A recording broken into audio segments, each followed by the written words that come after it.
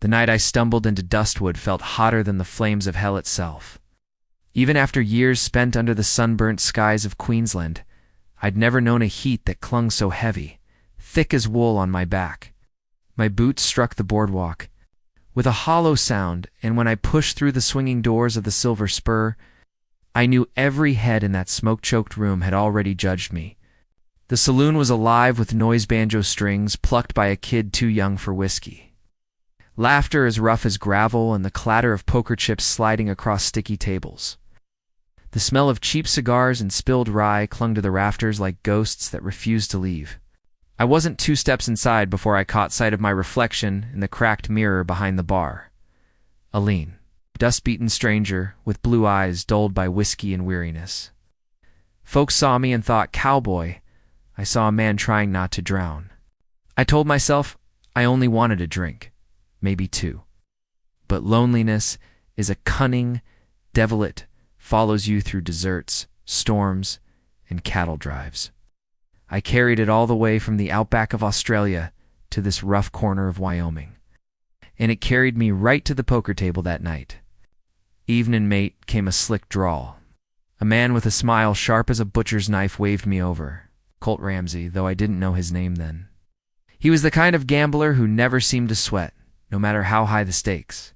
His coat was too fine for Dustwood, his boots polished, his eyes cold enough to make a sober man hesitate. "Why don't you sit? We could use some fresh money in the game." I should have walked away. I knew it deep in my bones. But I was trail-weary. More whiskey than blood in my veins, and a fool besides. I took the chair. Across from me sat a hawk-faced fellow with a scar curling down his jaw. They called him Snakebite Malone. I'd learned soon enough. He lit a cigar, squinted at me through the smoke, and laughed low in his throat. Well. Straight off the boat from the colonies, eh? Let's see if you Aussies can hold your liquor and your cards. His words bit, but pride has a way of blinding a man. I bought in with what little I had and let the night swallow me. The first hands went smooth. The cards seemed to favor me, and with every small win, I felt the ache of my loneliness dull. A woman in a red dress brushed past, smelling of lavender powder, her laugh ringing out as she leaned into some rancher's shoulder. For a heartbeat, I imagined what it might be like to have someone lean into mine. I chased that thought away with another shot of rye. Hours bled into each other. Chips grew into towers, then crumbled into nothing. I remember laughter sometimes mine, more often theirs. I remember Snakebite's grin each time I lost another hand. By the time the clock struck past 2, my wages were gone. Not just wages, my Colt revolver, the horse I'd driven across half a continent. My pride laid bare on the table for all to mock. "Tell you what," Ramsey said at last, stacking his winnings with deliberate grace. "One final hand. 200 in the pot. But there's a catch." I leaned forward, vision blurred, but heart hammering. "Name it."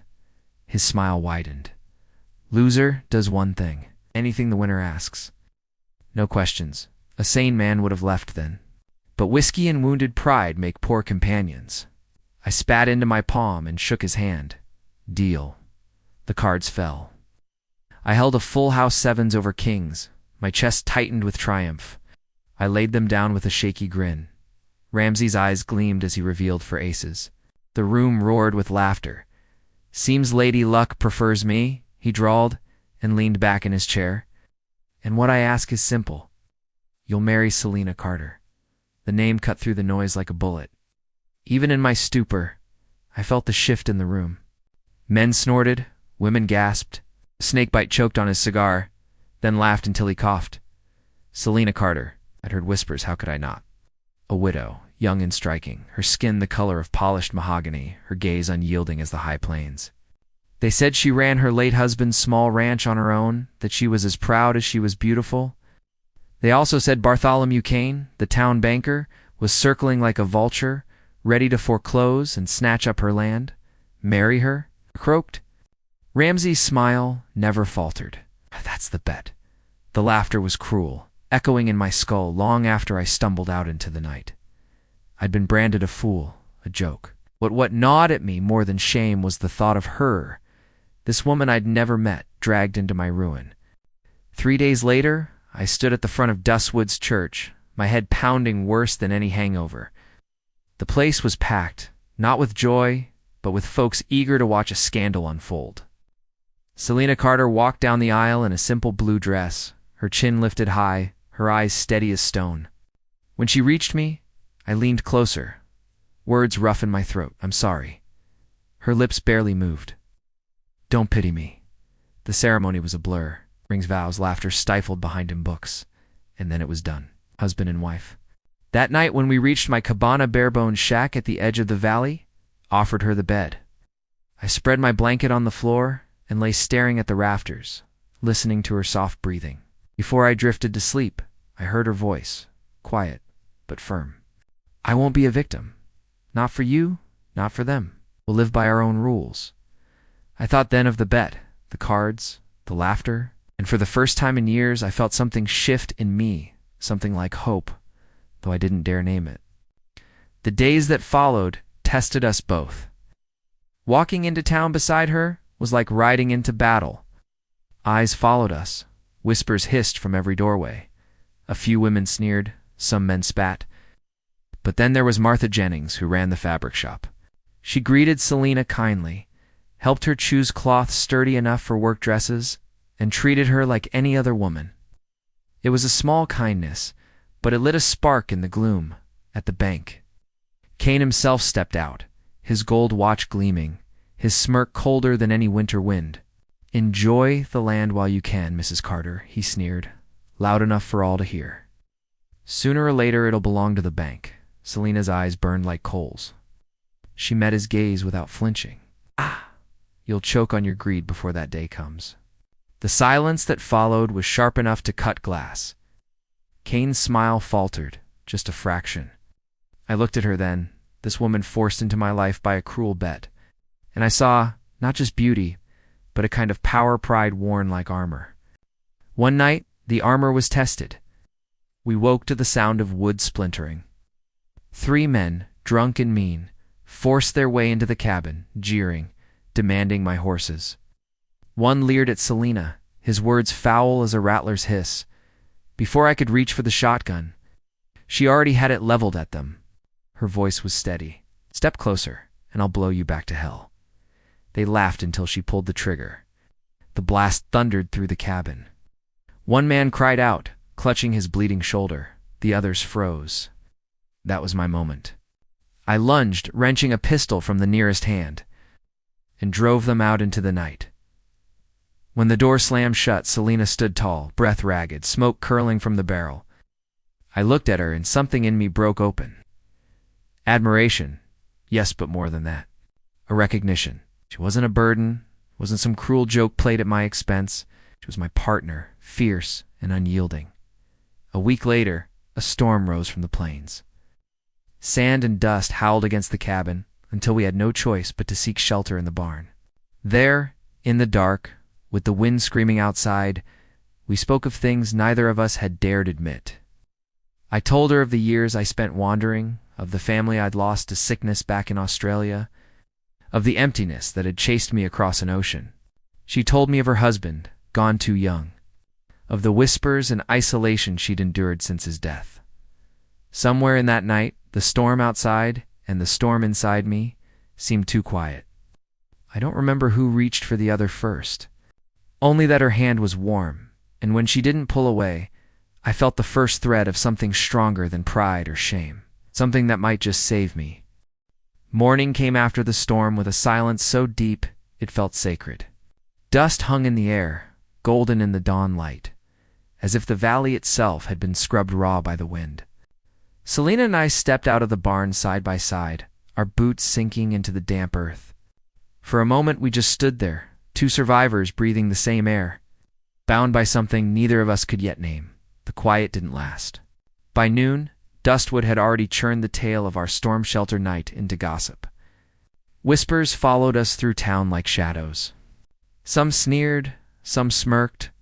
One man spat at my boots as we passed, muttering a word meant to shame both me and her.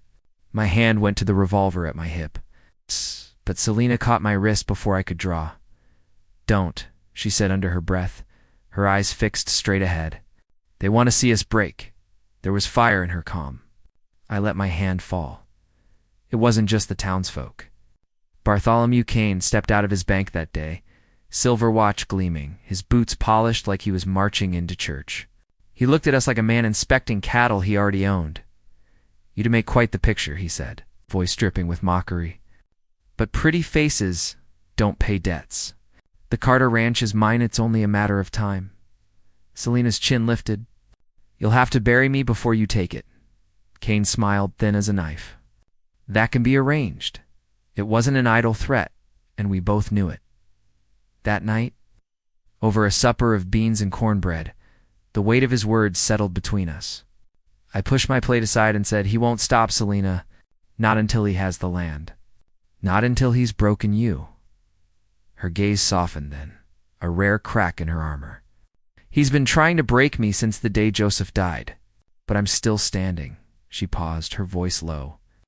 "Are you standing with me, Ethan? Or are you going to run like so many before you?" I thought of the years I'd spent drifting from town to town, always chasing something I couldn't name. For the first time, I realized what I'd been chasing wasn't a place. It was a person. "I'm not running," I told her, and I meant it. We needed allies. Selena was the one who thought of it, pulling the scattered homesteaders together. Folks Kane had bled with high interest and unfair deals. At first they were hesitant. Who would trust a woman, much less one married under scandal, standing beside a half-drunk foreign cowboy? But she spoke with such calm fire that heads began to nod. "Alone," she said, "he'll pick us off one by one. Together, we can stand." That was the night the Dustwood Homesteaders Union was born. I watched her speak. I swear she carried more authority than any sheriff. But Kane didn't take our defiance kindly. 2 days later, I was riding the north pasture when the crack of a rifle split the air. My horse screamed and went down hard, blood pooling in the dirt. I barely rolled free before another shot whistled past my ear. I scrambled behind a boulder, heart hammering. Through the dust, I saw the silhouette of a man on the ridge rifle in hand, face hidden by a wide-brimmed hat. "Come out, Ozzy," he jeered. "Let's see if you fight as good as you drink." I pressed myself flat, drawing the revolver I'd won back through stubborn luck and Selena's insistence. Shots rang out, stones splintering inches from my skull. I returned fire, blind, praying for a miracle. When silence fell, I dared a glance only to see the man gone, vanished into the hills. But his message was clear. Kane had set dogs on me. I limped home with rage burning hotter than the sun. Selena met me at the door, her eyes widening at the sight of my torn shirt and bloodied arm. She said nothing at first, only cleaned the wound with hands steady as stone. Then she whispered, "He won't stop until one of us is dead." Her words chilled me more than the pain. The weeks that followed turned into a game of survival. Our well was poisoned only. Selena's sharp eye caught the strange sheen on the water before we drank. One night, flames roared from the barn, and I ran into the inferno to free the cattle. Smoke clawed my lungs, fire seared my flesh, and just as my knees buckled, Selena dragged me out, coughing and swearing. Her dress singed, but her grip iron. Each trial bound us tighter, forged us like steel under a blacksmith's hammer. We fought, we bled, and still we stood. But it wasn't all fire and fury. There were moments, small, fragile, but real. The way she laughed one evening, head thrown back as we mended fence posts side by side. The night she sat beside me on the porch, humming a hymn her mother used to sing, the stars reflecting in her eyes. The brush of her hand against mine when she passed me a cup of coffee, lingering just long enough to set my heart racing. I'd never known a woman like her. She was more than beauty, more than pride. She was survival itself, wrapped in human form. And God help me, I wanted her not out of pity, not out of circumstance, but out of a fire that grew every day we fought side by side. The breaking point came when Kane hired guns. They rode in at dusk, 6 men on horses, black as midnight, rifles gleaming. They surrounded the cabin, their laughter carrying through the twilight. "Come on out, Callahan," one of them hollered. "Bring the lady two-wheel. Show her what happens to folks who don't know their place." Selena's hand found mine in the dark.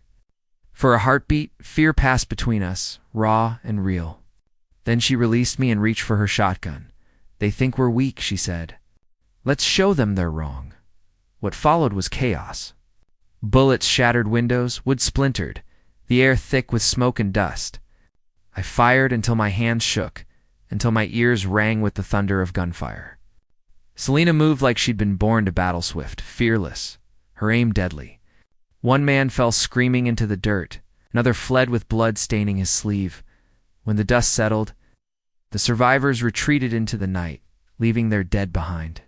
We stood in the doorway, battered but unbroken, smoke curling around us like a crown, and in that moment, as I looked at her hair loose, cheeks flushed, eyes burning with victory, I realized the truth. The bet that had chained us together was no curse. It was the only thing that had ever saved me. Later, when the valley lay quiet again, I found myself speaking words I'd never dared. "Selena," I said softly, "I love you." Her breath caught. For a moment, I thought she'd turn away. But then she looked at me, eyes shining with something fiercer than fire. "I never asked for you, Ethan. But somehow, you're exactly what I needed." Outside, the coyotes howled, a wild hymn to the night. Inside, for the first time since I'd set foot in Dustwood, I felt like I'd found home. And though I knew Cain would come again harder, crueler, more desperate, I also knew this. Whatever storm was coming, we would face it together. I had thought the storm had passed when Selena whispered she needed me. That for once in my life, I'd found something steady, something worth bleeding for. But in Dustwood, peace is a fragile thing, shattered by a single bullet, broken by men who'd rather rule through fear than let others live free. It began with Cain's whisper to the shadows. He didn't waste his time with gossip this time. He hired a gun. A stranger rode into town one hot afternoon, lean and quiet, with a coat that hid the scarred grip of his revolver. Folks said he'd come from Dodge, that he'd killed 3 men before sundown there and never blinked. I didn't need the tales. I could see the truth in his eyes, cold, unblinking, patient as a hawk circling high. The challenge came not in secret, but bold as brass. He met me in the square, the whole town crowding behind windows and doorways to watch. Selena tried to hold me back. Her hand pressed to my chest, her eyes sharp with fear. "You don't have to do this," she said, but I did. Not because pride demanded it, but because Cain's kind would never stop unless I stood. And maybe, just maybe, because the man I'd been before Selena drifting, useless, broken, needed to prove to himself he was worth saving. We stood 10 paces apart, the dust between us swirling in the heat. The silence was so thick, I could hear my own heartbeat. The church bell tolled once. His hand twitched. Mine followed. The crack of gunfire split the air. Pain seared my arm, but my bullet struck true, spinning him back with a cry. Gasps rose from the crowd as he clutched his shoulder, his pistol clattering to the dirt. I didn't kill him. Maybe I should have. But as he staggered, defeated, I realized killing him wouldn't end anything. Cain would only send another. Still, the people of Dustwood saw me stand that day, saw me bleed, but not break. And for the first time, they looked at me with something other than ridicule. That night, Selena cleaned the wound in silence. When she finally spoke, her voice was soft, but her words cut deep. "You can't win every fight with a gun, Ethan. One day you won't walk away." I met her gaze, steady as I could. "If I fall, I want it to mean something. I want it to mean you get to keep your land, your life." Her hand trembled as she bandaged me. And then she pressed her forehead against mine. "Don't you understand? I don't want to survive without you." The words lit a fire in me I hadn't known I carried. And yet, even as love grew between us, danger circled closer. The first attack came a week later, out on the range. I was driving cattle when the air shattered with gunfire. My horse screamed and went down, crushing my leg beneath it. The dirt filled my mouth, my ears ringing as another shot whinned past. I clawed free, crawling for cover behind a mesquite bush, my revolver slipping from bloodied fingers. I thought that was the end. till I heard Selena's voice, fierce as thunder. Shots rang from the ridge. She stood silhouetted against the sun, rifle steady, eyes blazing. She cut down one man and sent the others scattering. By the time she reached me, I could barely breathe, but her arms were iron as she pulled me to my feet. "I told you," she panted, half angry, half desperate. "I won't let them take you." Her strength humbled me. A woman the town dismissed as weak had become the one who kept me alive. The attacks didn't stop. Someone poisoned our well, slick oil floating on the surface, meant to kill us slow. Selena caught it in time, dumping the foul water before it touched our lips. Days later, flames roared in the barn, lighting up the night like the gates of hell. I threw myself into the blaze, coughing, stumbling, dragging cattle from their stalls as beams groaned overhead. Just when the smoke swallowed me whole, hands grabbed me, Selena's hands. She pulled me out, her dress singed, her face streaked with soot. We collapsed together in the dirt, coughing, gasping. The barn collapsed behind us in a shower of sparks. And in the glow of that ruin, we clung to each other, wordless hearts pounding the same rhythm. In that moment, I knew she wasn't just my wife in name. She was the only reason I'd keep standing. But Cain was a viper who never stopped squeezing. He sent his men to cut off our supplies, ambushing wagons, turning friends into cowards too afraid to trade. One afternoon, Selena took the reins of our wagon herself, refusing to let the ranch starve. When the ambush came, guns blazing from the canyon walls, she cracked the whip and drove those horses harder than I thought possible. Bullets ripped the canvas, splinters flew, but she never faltered. Her courage dragged us through, battered but alive. Still, the worst was yet to come. Jeremiah Holt, Cain's ally, brought a small army to our doorstep. At dawn, their horses blackened the horizon, rifles gleaming. We stood together at the cabin's porch, outnumbered 10-1. My heart thundered, my palms slick, but Selena's presence steadied me. "They want us to run," she said. "So we stay." The battle was a storm of lead and fire. Bullets, shattered windows, tore through walls. I fired until the cylinder clicked empty, reloaded with shaking hands, fired again. Selena fought beside me, her braid flying, her face set in grim defiance. We drove them back inch by inch, blood and smoke mingling in the air, and then Holt himself strode forward, tall, broad eyes full of contempt. "End of the line, Callahan," he barked. I stepped into the open, dust swirling, pistol heavy in my hand. It was the duel I'd been dreading. The square of dirt between us became the world. Guns thundered, smoke clouded vision, each shot a heartbeat closer to death. My leg buckled as a bullet grazed me, but I pressed on, every ounce of strength left in me pouring into one last squeeze of the trigger. The blast echoed. Holt staggered, eyes wide, and fell into the dust. His men faltered, then fled, their courage broken. When I turned, Selena was there, blood trickling down her temple, her shotgun still clutched tight. She stepped into the wreckage of bodies and smoke, lifted the weapon high, and shouted with a voice that shook the valley, "We will not bow." For the first time, Dustwood believed her. I saw it in their faces, those who had doubted. In that moment, she wasn't just my wife. She was the voice of every soul Cain had tried to crush. But Cain himself was not done. His scheme unraveled, his greed laid bare. He wanted not just our ranch, but the whole valley. He came with every gun he could buy, a last desperate gamble to claim it all. The final battle was chaos. Farmers, ranchers, outcasts, our union stood shoulder to shoulder against Cain's hired killers. Dust and blood filled the air, cries echoing across the plain. I fought until my body screamed, till the world was nothing but smoke and the taste of iron.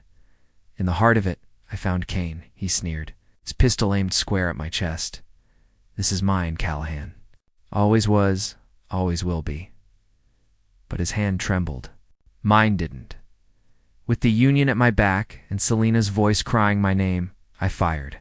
His pistol flew from his grip, and he crumpled, not dead, but broken. His empire collapsed in an instant. The valley fell silent.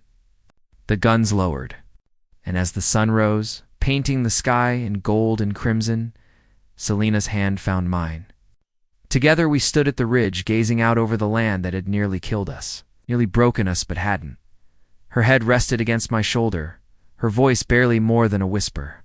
We survived. I kissed her hair, the scent of smoke and wild sage still clinging. No, I said softly.